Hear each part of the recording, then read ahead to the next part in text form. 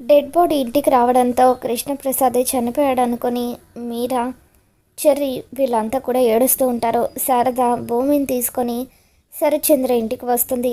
శవం దగ్గర శారద కూడా కూర్చొని ఏడుస్తూ ఉంటుంది.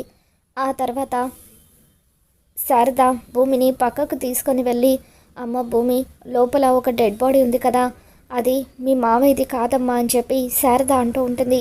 ఇక దాంతో భూమి, ఆ విషయం మీకెలా తెలుసత్తయ్య అని చెప్పి అంటూ ఉంటే, మీ మావయ్య ఎడమ అరికాలు మీద పుట్టుమచ్చ ఉంటుందమ్మా, కానీ ఆ డెడ్ బాడీ పైన పుట్టుమచ్చ లేదు అంటే ఖచ్చితంగా ఆ శవం మీ మావయ్యది కాదు అంటూ శారద గతంలో కృష్ణప్రసాద్ అరికాలికున్న పుట్టుమచ్చను గుర్తు చేసుకుంటుంది.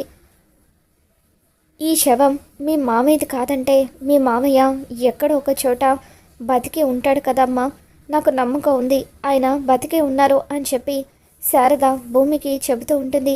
శారద మాటలు విని భూమి ఒక్కసారిగా షాక్ అవుతూ ఉంటుంది. మరోవైపు కృష్ణప్రసాద్ని ఇద్దరు భార్యాభర్తలు కాపాడి హాస్పిటల్లో అడ్మిట్ చేస్తారు.